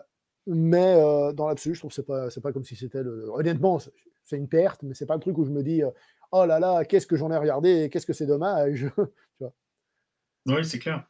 Mais bon, ça, c'est peut-être le seul reproche qu'on peut faire à ce festival, c'est que tu n'as pas physiquement le temps d'aller voir toute la programmation. Là, il y a C'est pas plus de 100 possible. et quelques films hein, en même temps. Même si tu fais toutes tes journées, tu vas voir toutes les séances en les empilant les unes sur les autres, tu peux pas voir tous les films. Et donc, tu es obligé de faire un choix. Bon, évidemment, moi, le choix, il ne me dérange pas. Hein. Cette année, j'ai vu 11 films. Il y en avait 15 qui m'intéressaient. Donc, je veux dire, c'était pas le drame. Mais c'est vrai que avoir le truc en SVOD, ça permet de temporiser un petit peu par rapport à ce qui est proposé en termes d'horaire. Et puis aussi, la dernière fois qu'ils avaient fait ça, ils avaient continué un peu au-delà des dates du festival pour que tu aies le temps de rattraper les films que tu n'avais pas vus. Et ça, c'était très cool. Tu continues dans l'ambiance, mais en restant chez toi. Ouais. Et Donc, sans oublier, toi, tu parles parce que tu habites sans doute pas très loin du festival, mais quelqu'un qui est en Suisse, je sais pas moi, disons à Lausanne, pour dire quelque chose, qui a envie de venir à Genève, bah, peut-être que le SVOD, ça l'aide bien. Peut-être qu'il peut se faire le festival juste sur SVOD. Tu vois. Ouais, totalement. Alors, je dis pas, là, généralement, les films qui étaient sur SVOD, c'est pas ceux qui m'attiraient le plus, mais j'avoue que j'ai quand même testé, regardé 2-3 trucs la dernière fois. Ouais. Bon, faut dire qu'aussi en SVOD, ils mettaient que des films qui étaient relativement anciens, enfin, déjà sortis. Là, on a eu quand même quelques avant-premières, en tout cas des avant-premières suisses. Et très logiquement, tu peux pas les mettre en SVOD, c'était trop risqué. Et en SVOD, vous n'avez pas un truc, comme vous avez remarqué pour nous, a été très important cette année, c'est les présentations quand même. Et la présence des réalisateurs et tout ça. Et réalisatrices. Et d'ailleurs, je sais pas pour toi, mais moi, j'ai été à plusieurs séances qui étaient salles combles. Pas beaucoup pour moi, et beaucoup de salles qui étaient remplies. J'en ai fait 2 qui étaient combles, ça c'est sûr. C'est celle que j'ai dit. Mais ouais, c'était souvent très rempli. En effet. L'Empire d'Essence, t'as dû. L'Empire d'Essence, c'était rempli. C'était chaud, quoi. Non, moi j'ai eu le dernier billet officiellement parce qu'avec ton camarade on a négocié, c'était soit lui soit moi, puis bon il a pu rentrer aussi. Hein. Mais moi au début, oui. Au Spoutnik, excuse-moi, je t'interromps. Au Spoutnik, quand tous les billets sont donnés, ils laissent encore rentrer des gens et ils les font s'asseoir par terre sur des coussins. Il faut que je te raconte une anecdote encore sur la hauteur des cocotiers. Hein. La hauteur des cocotiers, en plus de l'anecdote pour les membres. Hein. Tu étais au Spoutnik pour les cocotiers? Non, pas du tout. J'étais dans la grande salle du Grutli. Mais en fait, le réalisateur s'est assis sur les escaliers à côté de moi. Tu vois. Ok. Alors déjà, petit coup de pression, hein, tu te dis pas, parce que j'avais un autre film de prévu après, je me suis dit, je vais partir rapidement, tu dis, on va éviter de faire ça devant sa gueule, c'est peut-être pas très sympa. Bon, mais surtout, déjà, c'est la première fois que je vois un film avec le réalisateur assis juste à côté de moi, tu vois. Ça fait bizarre. Mais surtout, ça, en tout cas par rapport à ce que j'avais appris dans les arts martiaux, moi, même s'il est chinois, je lui ai proposé mon siège, moi. Bah, principe de base, tu as le réalisateur qui est là, tu as le gars qui te fait voir ça, moi je lui ai proposé mon siège, tu vois, forcément. Il m'a dit non, non, non, je lui ai fait vous asseoir, tout. Il m'a fait non, non, non, ah, si, on sort, j'ai insisté, il m'a fait non, non, bon, bah voilà. Parce qu'il y a vraiment 0 place de libre. Il y en avait devant, mais je crois qu'il voulait pas être devant, tu vois. Mais moi tu as le réalisateur qui est là, je lui propose ma place et moi je m'assieds sur les escaliers, hein, pas de problème. Hein. C'est le principe de respect pour les plus anciens et celui qui t'offre le spectacle, tu vois. Moi, c'est après, voilà. Parce que pour ceux qui ne savent pas, au Japon, après les cours de karaté, quand vous sortez, c'est aux élèves de prendre les sacs des professeurs. Ils te diront non, mais tu le prends quand même. Bah, bon, là, en même temps, pendant... que le réalisateur était chinois. Oui, tout à fait, il était chinois. Tout à fait, c'est pour ça. Je crois pas que ça se passe en Chine aussi, ça. Oh, je pense que le respect du sifu et tout ça, je sais pas. Mais voilà, moi, en tout cas, j'ai proposé, voilà. Bref. Et on va finir donc par la dernière catégorie, le meilleur film que tu as vu, donc subjectivement, objectivement, tout ce que tu veux, le meilleur film, celui dans lequel tu as pris le plus tes papates, tu as pris le plus ton pied. Pas le droit de parler de l'Empire des Sens, s'il te plaît, on parle globalement. Non, vas-y. Je sais ce que c'est ton film et je trouve que c'est aussi un très bon film qui a gagné d'ailleurs le prix jeunesse au Festival Black Movie. Ok.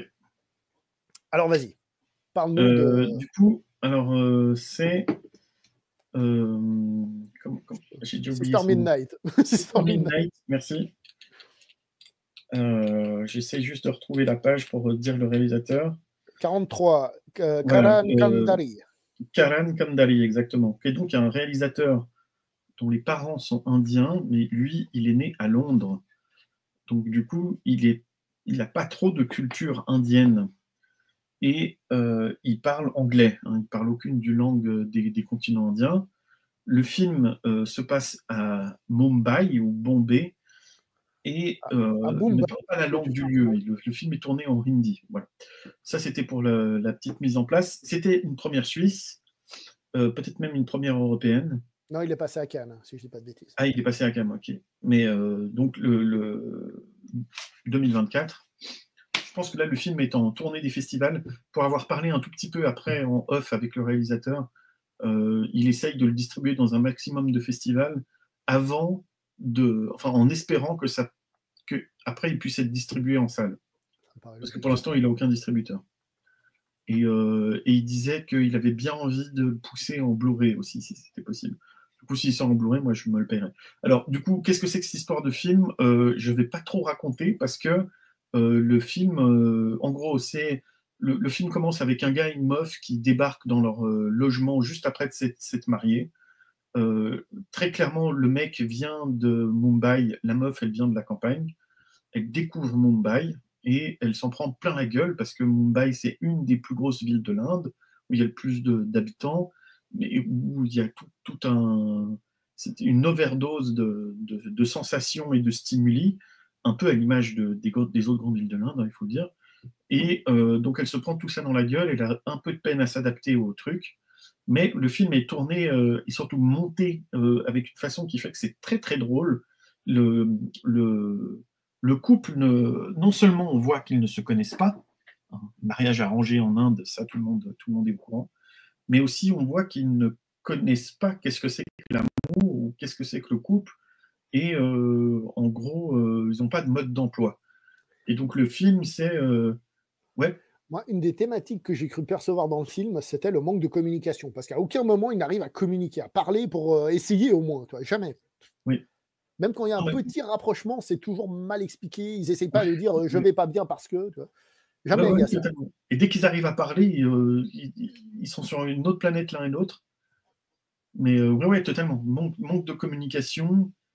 Et puis surtout, ils savent pas. Il y a un moment où ils décident de faire l'amour, mais ils n'y arrivent pas parce qu'en fait, ils savent pas comment faire. Et donc voilà, on assiste à ce couple-là qui a envie d'être un couple, mais qui n'y arrive pas. Et Il faut leur conseiller l'Empire des Sens. je Vas-y, sais continue. pas si c'est le meilleur des conseils, du coup. Quoique, il y a peut-être un lien à faire entre les 2 films. Et bref, et on arrive plus ou moins à la moitié du film, et là, il y a une révélation, et donc je n'en parlerai pas plus, parce que c'était totalement surprenant. Toi, je ne sais pas comment tu l'as vécu, mais moi, je dois dire que cette révélation, je m'y attendais pas du tout. C'est-à-dire qu'en fait, la meuf, on nous fait comprendre qu'elle tombe plus ou moins malade, et ben, il y a 1000 et une raisons qui pouvaient expliquer sa maladie, ses symptômes, sans parler de maladie, ses symptômes, et on peut imaginer qu'elle se sent mal, qu'elle vit mal son arrivée dans la grande ville, qu'elle a été empoisonnée, que ci, que ça. Il y a 1000 et un trucs. Et le truc, la raison réelle, moi, je m'y attendais pas du tout et ça m'a fait extrêmement rigoler. Et ça m'a fait rigoler parce que je m'attendais pas du tout à ce que le film balance verse de ce côté-là. Et tout en restant drôle. Et il verse dans un côté un peu sombre, voire même un peu. Ben, je ne veux pas trop en parler non plus parce que ça donnerait trop d'indices. Je vous encourage vraiment à aller le voir si vous il passe dans un festival près de chez vous. Si, peut-être qu'il va se trouver sur Netflix ou une plateforme comme ça, j'espère pour lui. C'est un film vraiment qui se consomme très facilement. Il y a 2, 3 passages un peu sanglants, un peu gore, mais franchement, c'est fait sur le plan de l'humour. Euh, donc voilà. Et donc la deuxième partie du film, on va de surprise en surprise, en fait, vu que voilà, le film flirte avec quelque chose qui est très connu au cinéma, mais le fait d'une façon très différente. Et le réalisateur dit ne pas aimer les films de ce genre-là, en plus, à la fin. Exactement. C'est ça qui est assez intéressant. Ouais. Et donc les gens, après coup, donc moi j'ai fait un visionnage, toi tu as fait un visionnage, mais on n'était pas dans la même séance. Moi, après mon visionnage, le réalisateur était là, répondait aux questions. Beaucoup de gens ont posé des questions, genre, mais comment ça se fait qu'un film indien ressemble pas à un film de Bollywood? Puis le gars, il était là, mais moi, je connais pas le cinéma de Bollywood, ça m'intéresse pas du tout. Genre, vraiment, il était vraiment en train de dire, non, mais écoutez, c'est pas un film indien, quoi. Donc, c'est vraiment un regard posé sur l'Inde.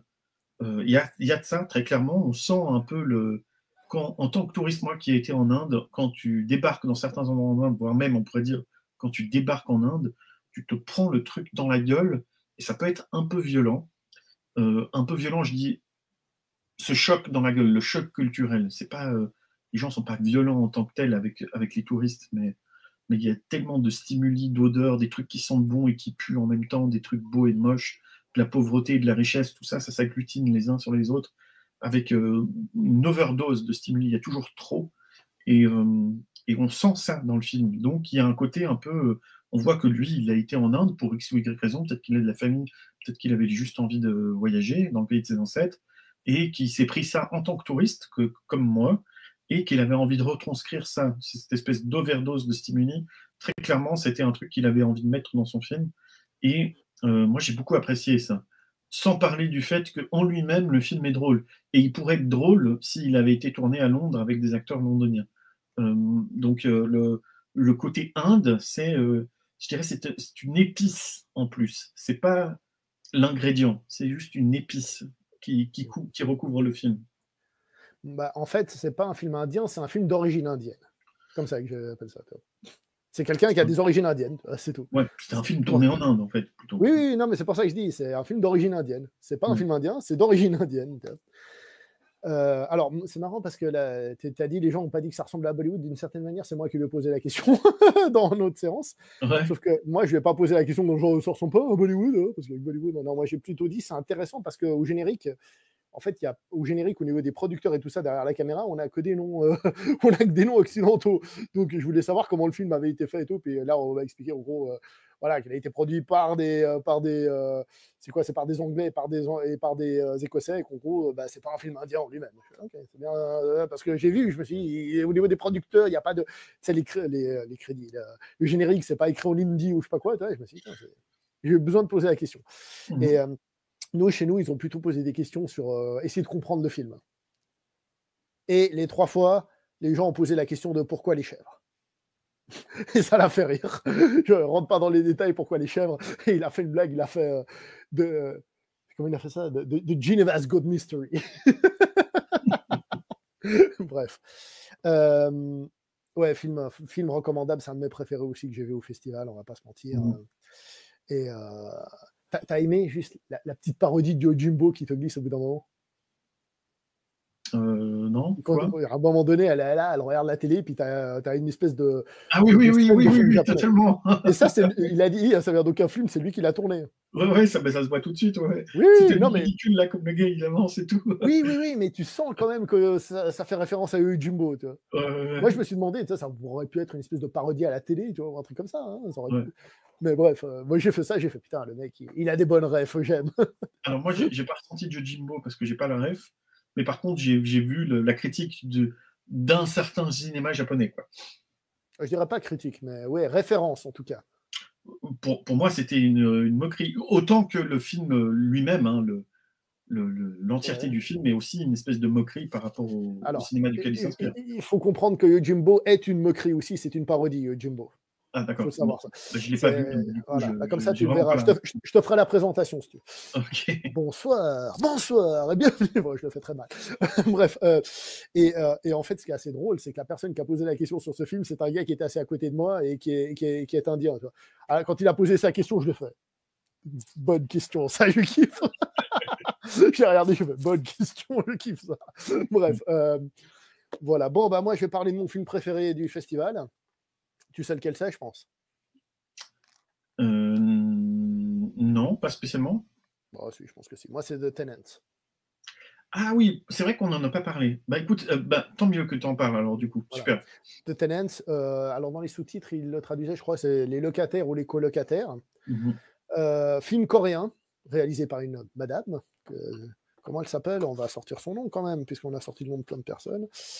Yoon quelque chose, Yoon Euk-young. Voilà, désolé pour le massacre, s'il y a des Coréens qui nous écoutent, nous ne voulions tuer personne. Un film coréen, en noir et blanc. Et en fait, j'ai envie de dire, c'est un peu cliché ce que je vais dire, mais c'est un classique film coréen dans le sens où il arrive à mélanger des thématiques, mais en étant enfin, profondes, j'ai envie de dire sociales, mais en étant aussi très divertissant. C'est ça que j'ai beaucoup aimé. Tourné en noir et blanc, pas beaucoup d'acteurs, ça a l'air d'être un petit budget, et pourtant ça ne se ressent jamais, c'est jamais pesant sur le film, autre que la pesanteur que le film veut faire sur le film, qui parle évidemment des difficultés de trouver un logement à Séoul, mais qui parle aussi de plein d'autres choses, comme la pression au travail, comme globalement le fait d'être isolé, etc. Donc il y a plein de petits sujets qui sont dedans. Et le film est drôle, mais en même temps tragique, drôle et fantastique. Il devient fantastique. Parfois, il va même du côté du film d'horreur, passant de l'un à l'autre avec un mystère au milieu, on ne sait pas trop. Et j'ai trouvé que c'est un film super carré, c'est-à-dire que il est divertissant, tu passes un bon moment, il y a de la critique, il y a une réflexion, c'est une critique globale, c'est pas juste s'enterrer sur un truc. Il y a des moments où tu rigoles, des moments où tu es, entre guillemets, mal à l'aise parce que ce qui se passe et tu rigoles du malaise qui se présente et tout ça. Les acteurs sont excellents, comme demande le peuple. Voilà, en gros, pour résumer le film sans vous spoiler, c'est vraiment ça le film. Je ne sais pas Ouais. si c'est prévu qu'il sorte en France ou je ne sais pas quoi, mais c'est vraiment un film qui est hautement recommandable. La mise en scène est hyper soignée et tout ce qui va avec. Et chose rigolote, la réalisatrice était là. Franchement, on a été gâtés. Hein. Je ne veux pas être méchant, hein, mais franchement. Totalement. Et ce qui est assez rigolo, c'est que les gens dans la salle ont posé des questions et j'ai trouvé assez étonnant. Alors là où on dit que justement sur les films africains, par exemple, comme Infâme et Founa, moi j'ai aucune référence, donc je suis forcément un Européen, tu vois. Ben, pour celui-là, comme je suis un petit peu plus geek de l'Asie, ça m'a fait un peu triper que les gens posent des questions d'analyse du film très basées sur de la culture européenne. Genre le chapeau qu'il a, est-ce que c'est celui d'Hermès, le dieu grec, et des trucs comme ça. Moi j'étais un peu surpris. Mais après tout, pourquoi pas, hein, puisqu'on se dit que le cinéma est à interpréter. Bon, là, j'ai entre guillemets un peu plus de rêve. Et en plus, bon, le coup du chapeau à la fin, ça m'a paru évident, mais parce que c'est montré dans le film. Mais ça, c'est parce que je vais pas dire je l'ai vu, je suis intelligent. Je vais dire j'ai cru le voir. Ça tombe bien, elle l'a confirmé, la réalisatrice. Mais elle n'était jamais fermée sur les interprétations différentes, comme souvent. Et Pour toi, le coup du chapeau, c'est le cafard, hein, c'est ça? c'est un peu un spoil ce que tu fais, mais oui, c'est ça. Non, franchement, c'est pas un spoil. Ceux qui n'ont pas vu le film, Oui, ça ne lui allez gâchera comprendre. pas le film. Hein, ça lui gâchera pas le Ouais. film. Au contraire, ça lui donnera peut-être une clé de lecture. Mais c'est totalement ça. Tu as un plan où il te le montre. Mais bon, bref. Quoi qu'il en soit, j'ai trouvé que, enfin, c'était intéressant de voir cette analyse euh, que je n'aurais pas pu avoir, toi, ces réflexions sur le film que personnellement, j'aurais pas pu avoir. Oui. Non, mais j'aurais pas pu avoir parce que pour diverses raisons de la vie. Je ne suis pas coréen non plus, hein, donc quand on en face, je suis quand même un Européen, tu vois. Et j'ai trouvé que c'était vraiment l'équilibre entre le film social, machin, truc bidule, mais avec un côté fantastique, divertissant, rigolo et tout ça, ce qui fait que les deux se sont mariés super bien. Il y a vraiment une sacrée ambiance qui se dégage et tout. Il y a parfois un côté un peu métropolis avec ses plans sur cette ville qui t'avale, en fait, qui te bouffe, tu vois. Bref, voilà. Très bon film, à voir. Je ne sais pas si c'est prévu qu'il sorte, mais s'il sort, foncez le voir. Ouais, moi, je rajouterais juste deux, trois adjectifs. Là. Ouais. J'ai adoré aussi le film, il fait partie de mon top 3, en tout cas mon top 5. Un adjectif que j'ajouterais, c'est onirique, parce qu'il y a beaucoup de passages qui sont oniriques. Toi, tu dis fantastique, et c'est un peu vrai, mais onirique, ça me semble plus pertinent. Lutte des classes, hein, la lutte des classes, comme on les voit dans les films de Bong Joon-ho ou de Park Chan-wook, on est vraiment là-dedans aussi. Et un autre truc aussi que la réalisatrice a dit dans ma projection, c'est qu'en fait, elle voulait tourner le film en noir et blanc, mais qu'on l'a forcé à tourner le film en couleur, et que dans la salle de montage, elle a réussi à imposer que le film soit en noir et blanc. Mais le film a été tourné en couleur. Et elle a ajouté un truc qui était intéressant parce que je ne le savais pas. Et toi, après, tu m'as dit que c'était connu, mais moi, je ne le savais pas. C'est qu'en fait, le Parasite de Bong Joon-ho, il voulait aussi le sortir en noir et blanc, et on l'a forcé à sortir en couleur. Et apparemment, donc tu m'as dit qu'il y a une version noir et blanc qui se trouve en bonus de Blu-ray édition spéciale.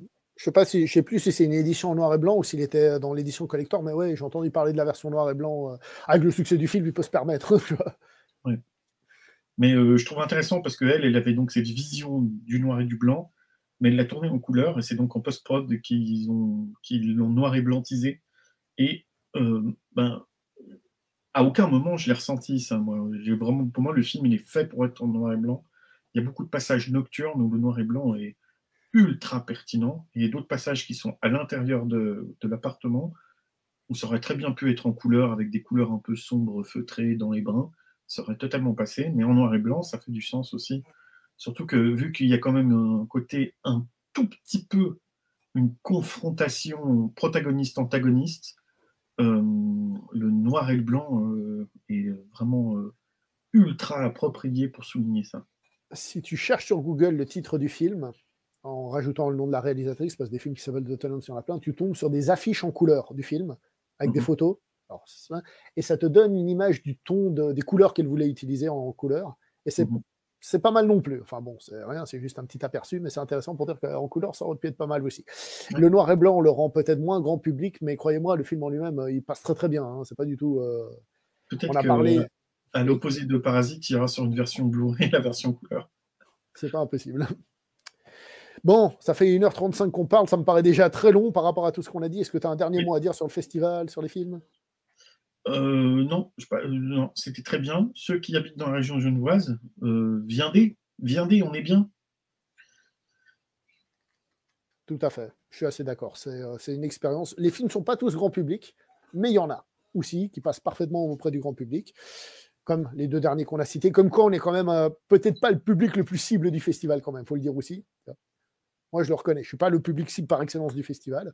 Après, comme je suis ouvert à tout, et je suis ouvert aux nouvelles expériences, et je ne parle pas de l'Empire des Sens, encore une fois. Donc, c'est aussi ça, pour moi, c'est se tester. Parce que si on ne se teste pas, bah, par exemple, je pense que si je m'étais jamais testé, j'aurais jamais découvert le cinéma d'Hong Kong, jamais le cinéma coréen, jamais le cinéma japonais, et ainsi de suite. Si on ne se teste pas, bah, on va regarder le dernier Marvel, quoi. Voilà. Eh ben, on s'arrête là. Merci à tous d'avoir été là avec nous. On se voit prochainement pour de nouvelles aventures. On parlera peut-être d'autres films qu'on n'a pas pu parler là, mais ce sera sans doute réservé aux membres pour ceux qui veulent en savoir plus, parce qu'il y a encore d'autres films qui valent la peine d'être cités. Merci à tous. Portez-vous bien. Ciao tout le monde. Joyeuse Pâques. Hasta la vista, baby. Vous le savez, etc., etc.